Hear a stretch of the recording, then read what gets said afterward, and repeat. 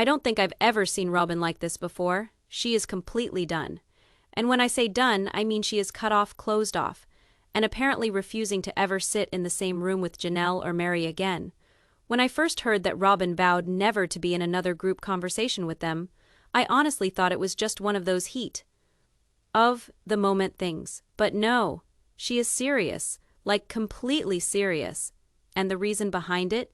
It is darker and more complicated than it looks on the surface. You can almost feel the bitterness seeping through the screen.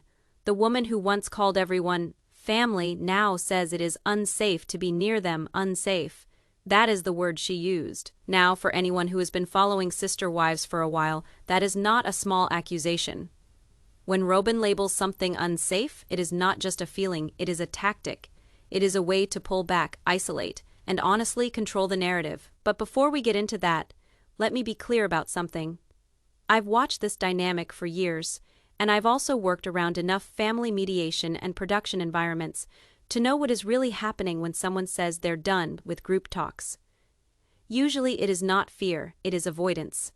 Avoidance of accountability, avoidance of exposure, and with Robyn, that pattern has been building for years. So let's rewind a bit.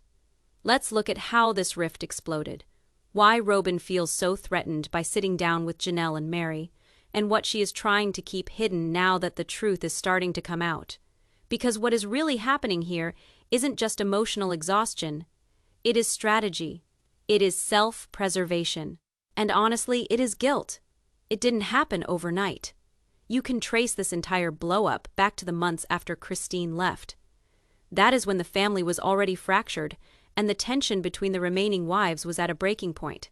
At first, Robyn acted like she wanted peace. She was soft, spoken, tearful, saying things like, "I just want everyone to be okay."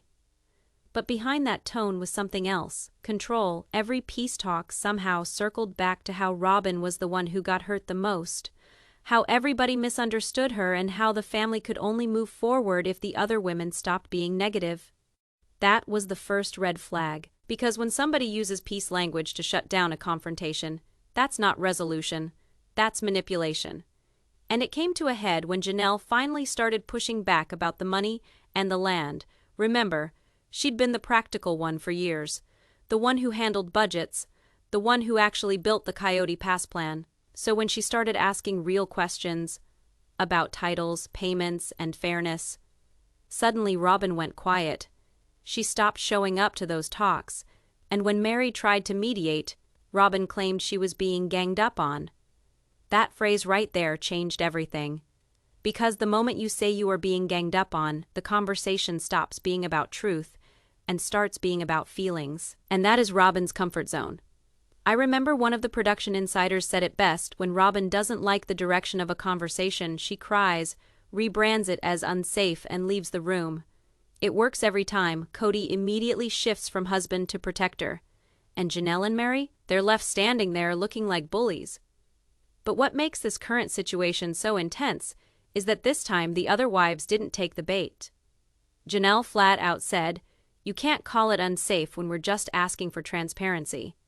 That line, that one simple sentence, is what reportedly pushed Robyn over the edge. From that moment, she started telling producers, even Cody, that she would no longer participate in hostile settings. Translation: she won't sit down with Janelle or Mary ever again, and now that she has drawn that line, she is not backing down. But it is not because she is scared, it is just that she knows sitting in that room means facing everything she has been avoiding for years. At face value, Robyn says she won't sit with Janelle and Mary because it is too toxic. She claims the energy is bad, the conversations get heated, and she doesn't feel emotionally safe. But if you've been paying attention, that story doesn't line up with her past behavior. This is the same woman who sat quietly beside Cody while he screamed at Christine. She didn't flinch when he called Janelle disloyal, or when he berated Meri for betraying the family back then. She was perfectly fine being in the middle of the chaos, as long as Cody was doing the yelling. So what changed? Why now, after years of sitting through every explosive moment, is Robyn suddenly the fragile one who can't handle being in the same room? It is not about fear, it is about control. See, as long as Robyn avoids a group meeting, she keeps the power of narrative. She can cry in confessionals about how everyone turned on her. She can tell Cody that the other wives are mean and won't move on. And most importantly, she avoids accountability. The truth is, Robyn's avoiding these conversations because she knows the other women have receipts, literal and emotional ones. Janelle's been quietly documenting everything related to Coyote Pass and the financial mess surrounding the house purchases. Mary's been vocal in private circles about how promises were made and broken repeatedly. If Robyn sits at that table, she can't hide behind tears. She'll have to answer questions about money, land, and favoritism that she has dodged for years. And there is something else, something deeper. Robyn's entire image on the show is built on being the good wife, the loyal one, the peacemaker, the one who is always misunderstood. But when Janelle and Mary finally confront her about the financial imbalance, about how their money helped build Robyn's lifestyle, that image cracks. That is the part Robyn can't face, not the confrontation itself, but the exposure. The moment she is forced to acknowledge that she benefited while the others carried the weight, her innocent narrative falls apart. So she is doing what she has always done: avoid, cry, and label it unsafe.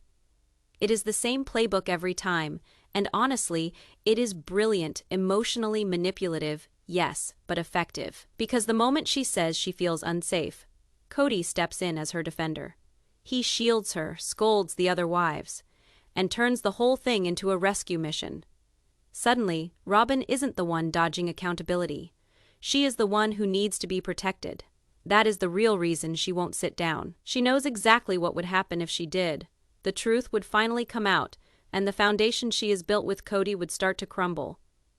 For Robyn, silence isn't weakness. It is strategy, and right now she is using it to keep the entire family under emotional lockdown. From the moment Robyn joined the family, she knew exactly where her strength would come from. Not in numbers, but in influence. And that influence has always run straight through Cody. When things were good, it looked like partnership. She was attentive, soft-spoken, always listening while he vented about the other wives. Over time, that dynamic shifted into something else, something more like dependence. Cody doesn't just defend Robyn, he relies on her to validate his side of the story. And that is where this "I'll never sit with Janelle and Mary again" vow becomes so powerful, because every time Robyn pulls away, Cody pulls closer. He steps into his protector role, the one where he gets to be the strong husband shielding his loyal wife from the women who hurt her. If you watch closely, this pattern repeats every season. A conflict starts, usually about money, fairness, or emotional neglect. And instead of facing it as a group, Cody narrows his focus. He goes to Robyn's house, they talk privately. She cries, he gets angry on her behalf. And before long, the problem isn't the family. It is those women making Robyn miserable. That is how he ends up shielding her. Not just emotionally, but practically. When Janelle wanted a meeting about dividing property fairly, Cody said it wasn't a good time. When Meri suggested they all sit with a mediator, Robyn suddenly felt unwell. Each time, Cody defended the withdrawal.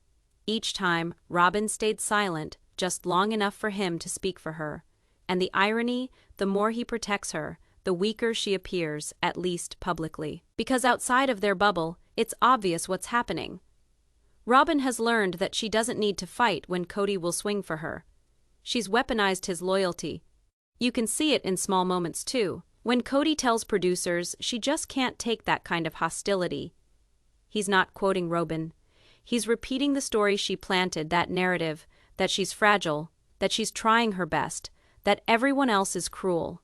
Keeps them united while isolating everyone else. And if you've ever been in a group where one person monopolizes empathy, you know how suffocating that feels.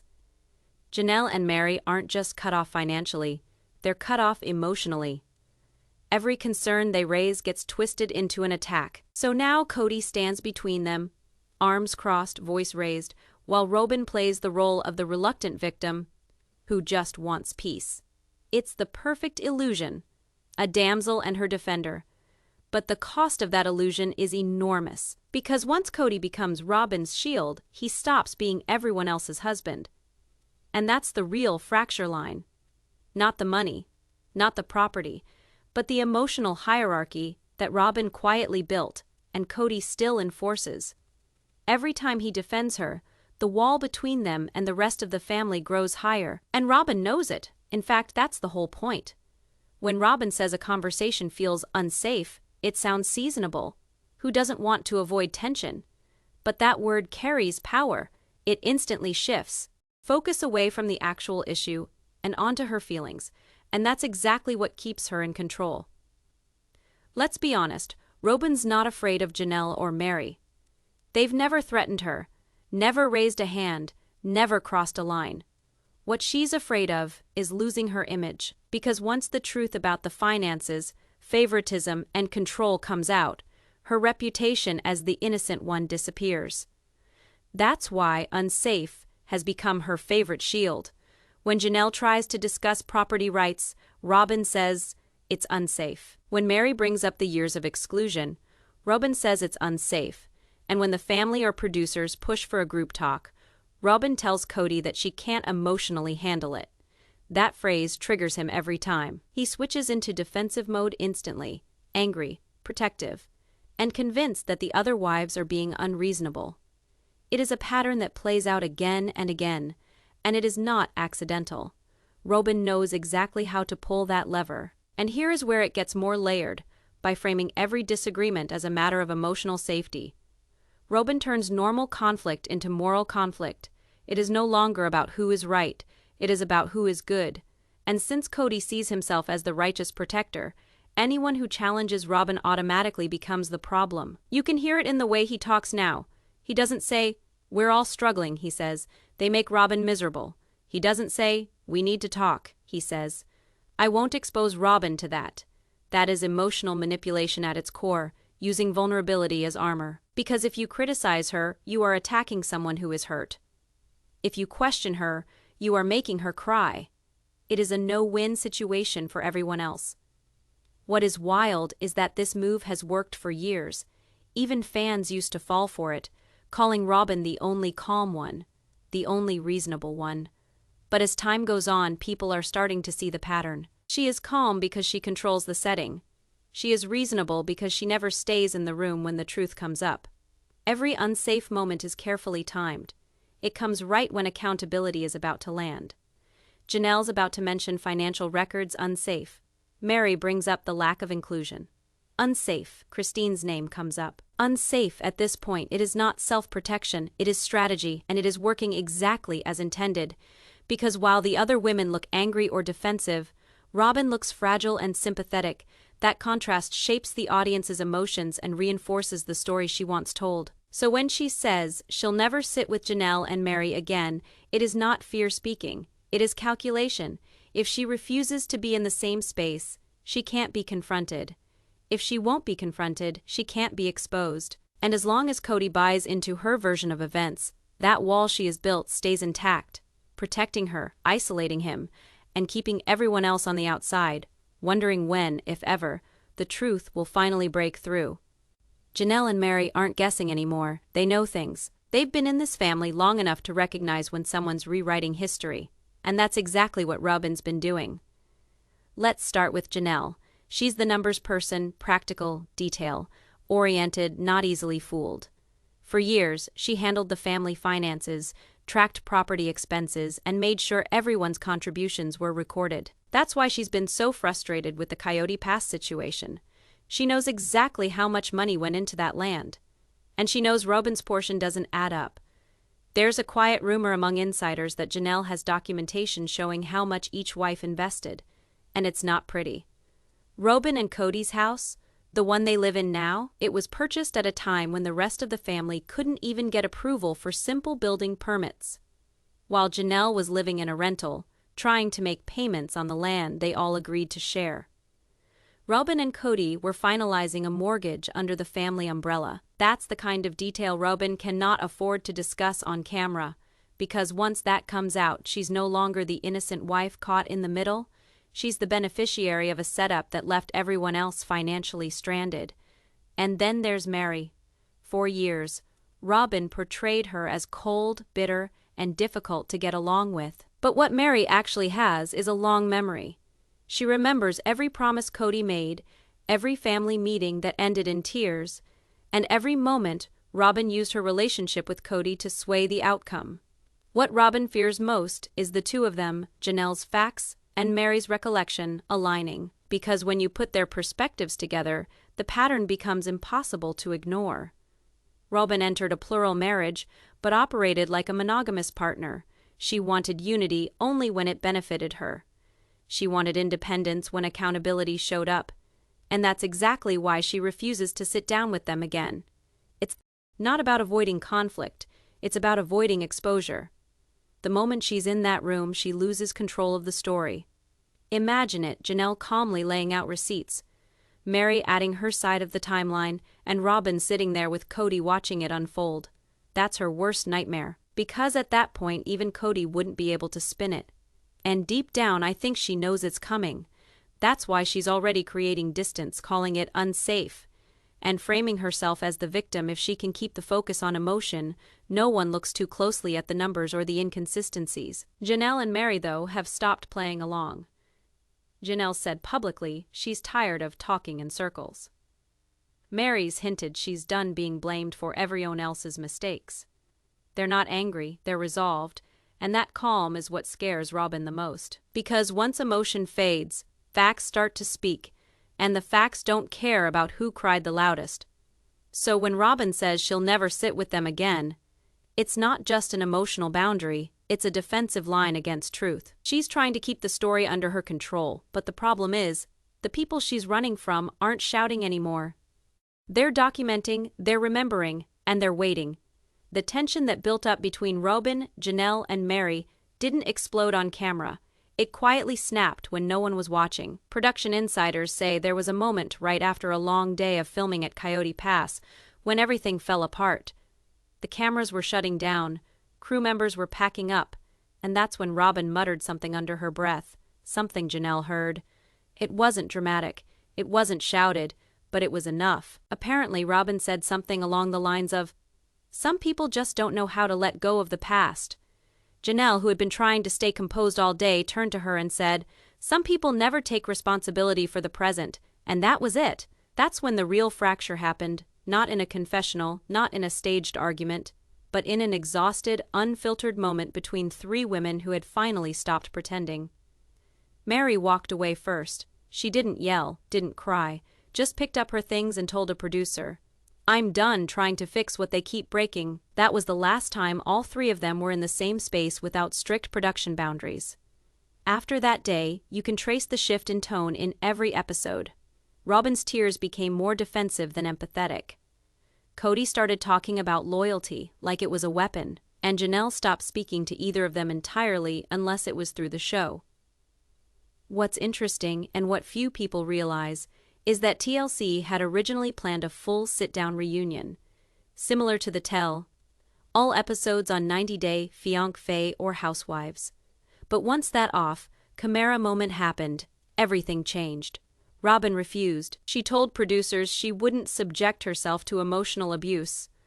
That line became her shield. From then on, every boundary she set was framed as self-protection.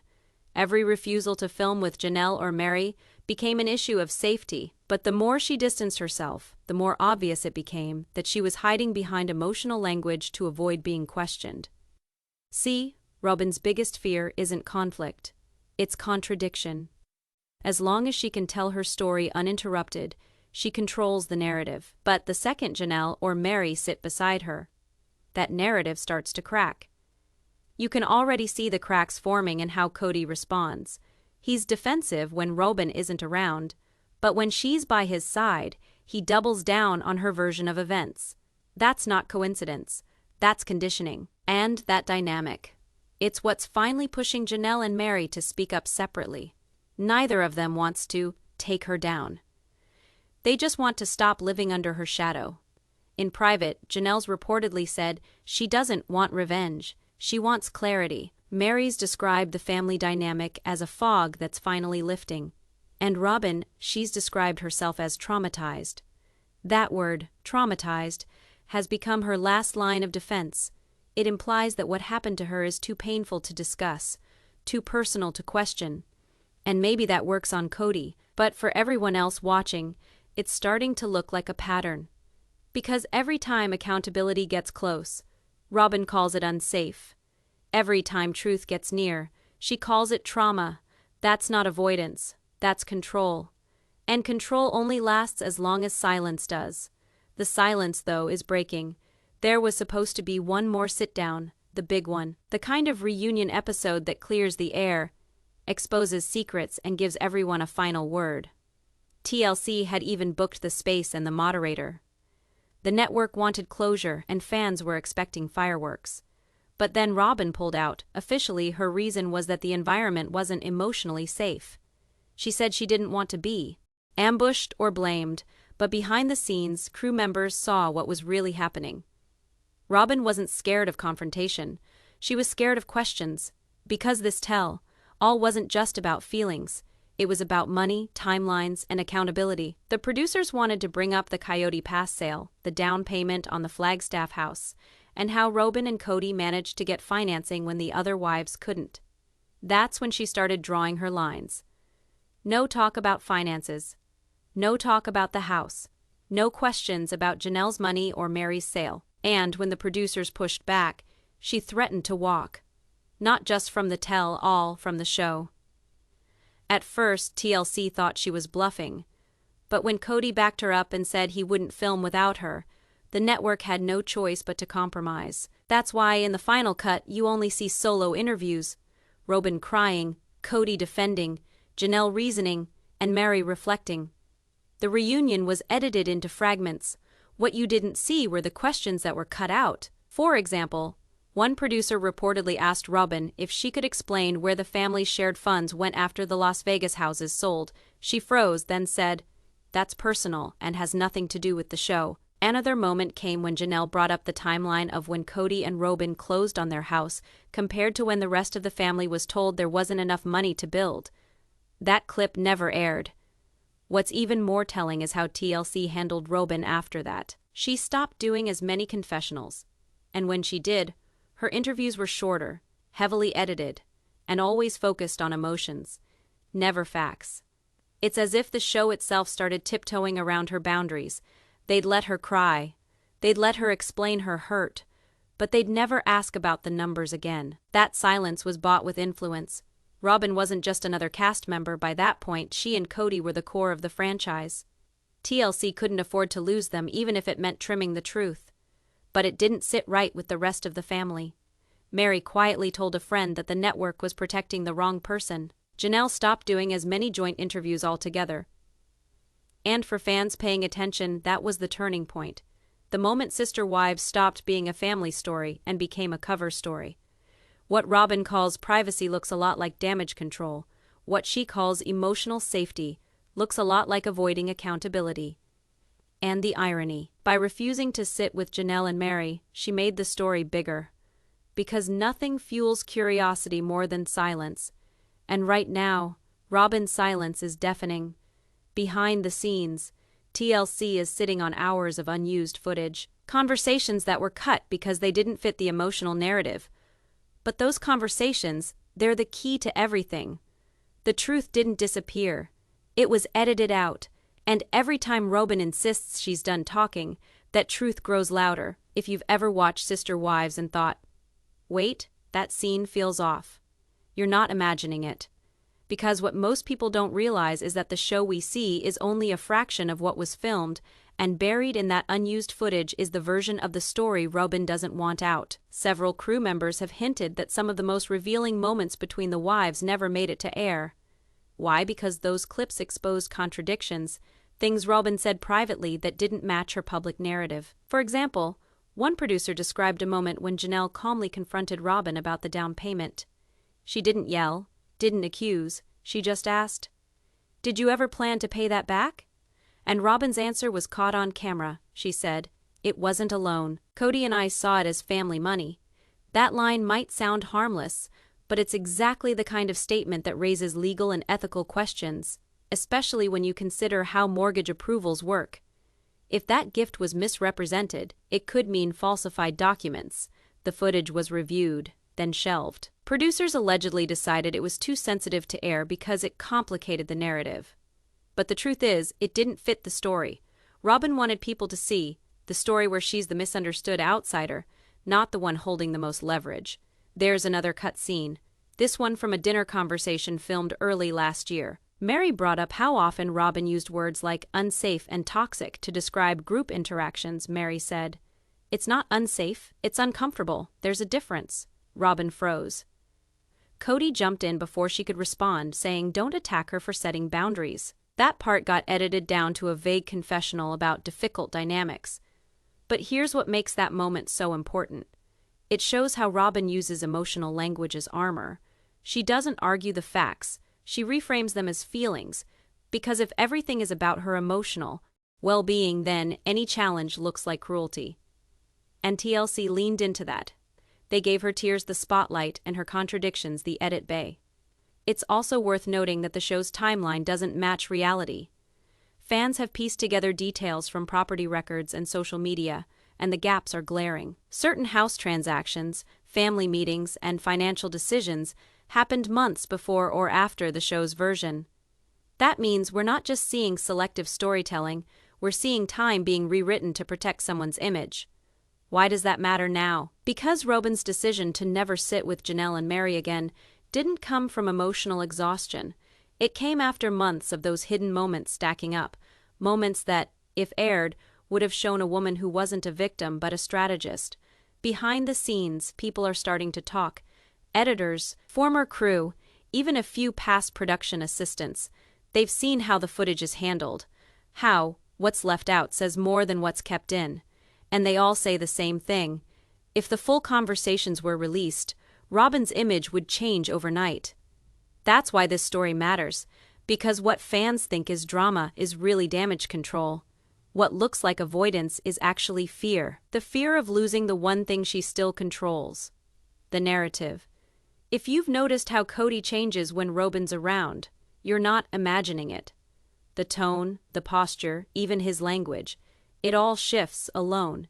He can be defensive or dismissive, but when Robyn steps into the frame, he becomes protective, almost scripted. That isn't love in the traditional sense, it's conditioning. When Robyn joined the family, Cody was at a crossroads, juggling multiple marriages, struggling financially, and desperate to maintain the image of control. Robyn didn't challenge that image, she reinforced it. She fed the version of Cody that wanted to be seen as the moral center of the family. At first, it worked. She positioned herself as the peacekeeper, the one who understood him, who supported his vision. But that emotional loyalty came with a price, full allegiance to her perspective, and that's where the shift began. You can see it in the language Cody uses in recent episodes. When he talks about Meri or Janelle, his words are filled with resentment, disrespect, disloyalty, betrayal.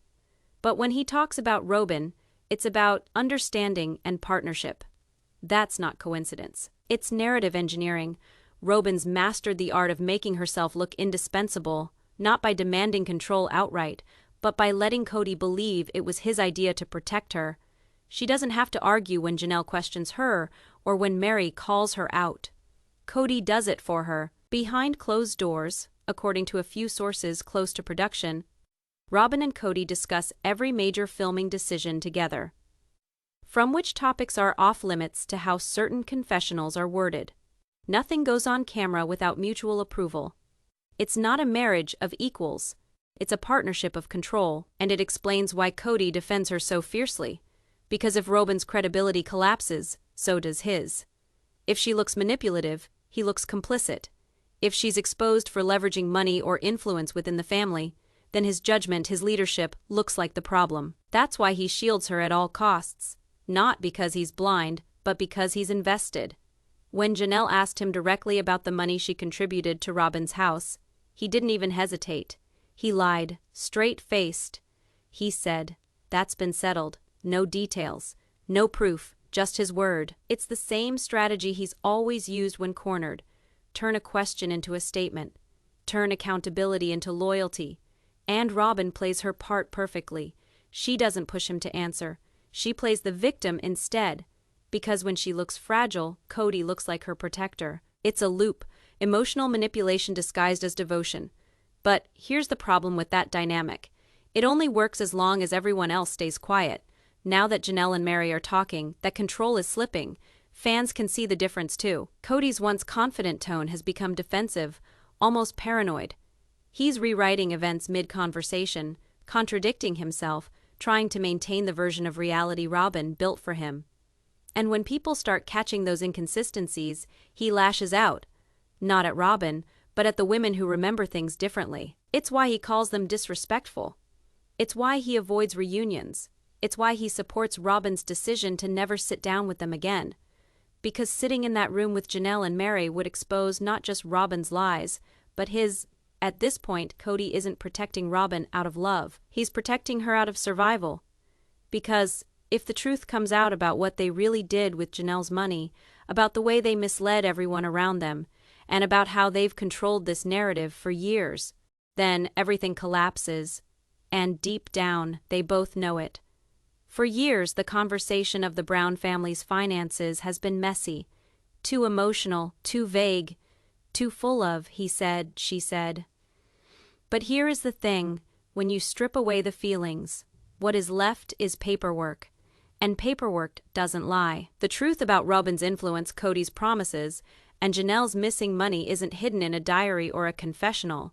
It is in the numbers, the property deeds, the recorded transfers, and the mortgage filings that tell a story far different from the one we've been told. Let's go back to the Las Vegas era. Each wife had her own home, her own mortgage, and her own equity.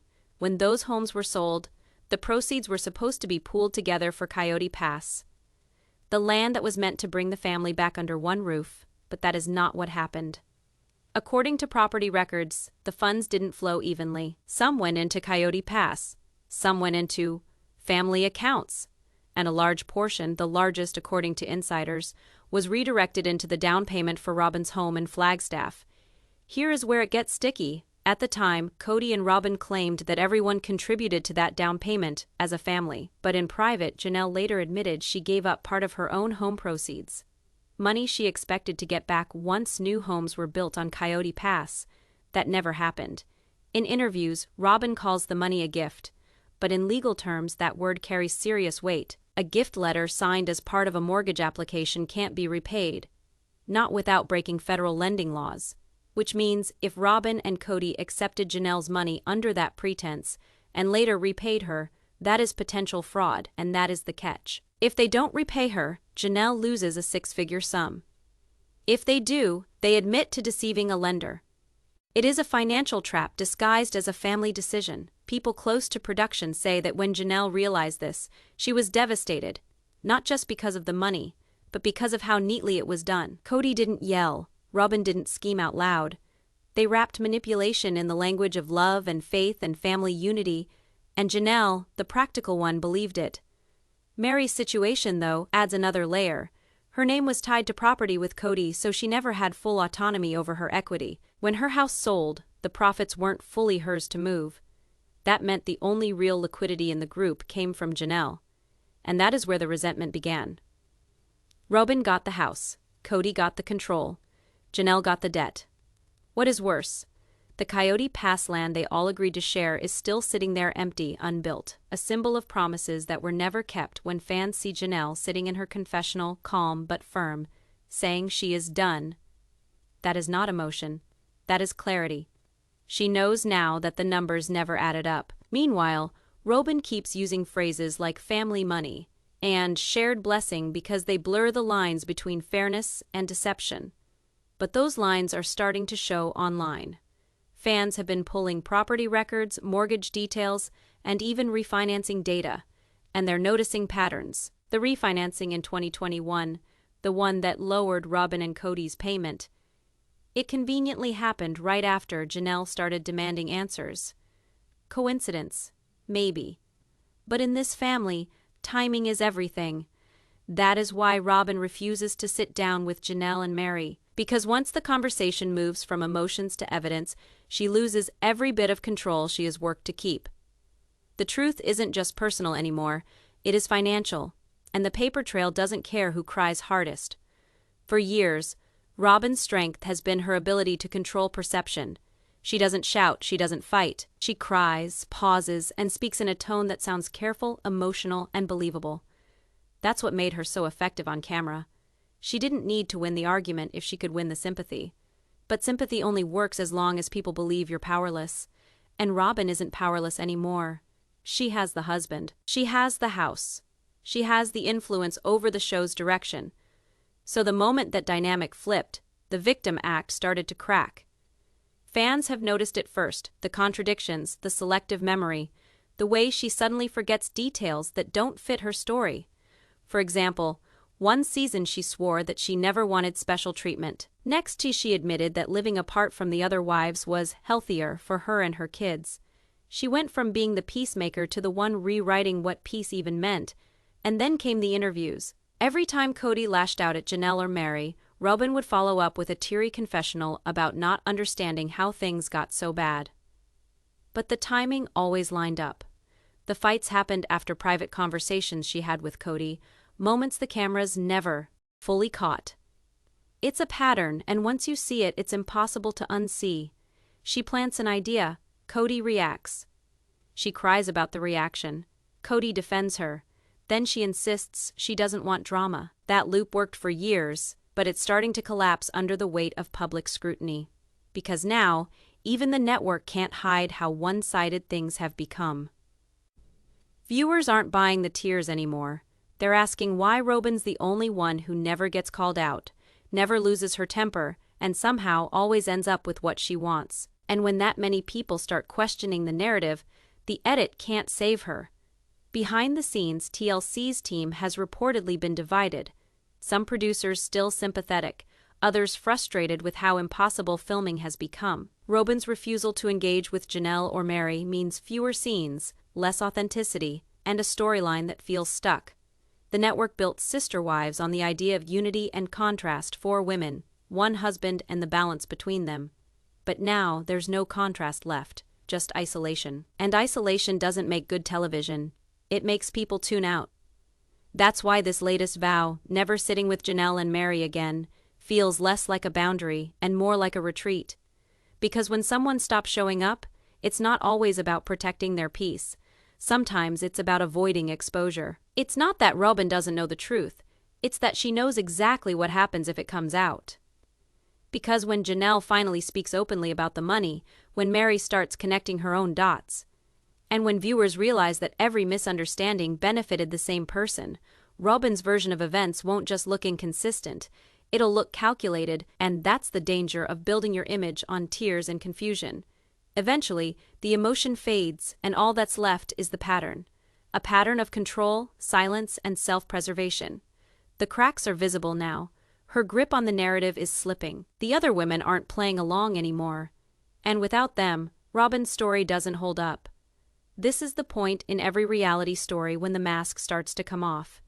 Not with a big fight, but with small truths that finally line up. And once those truths start connecting, everything that's been hidden starts making sense. When Robyn finally said she would never sit with Janelle and Mary again, it sounded like a boundary.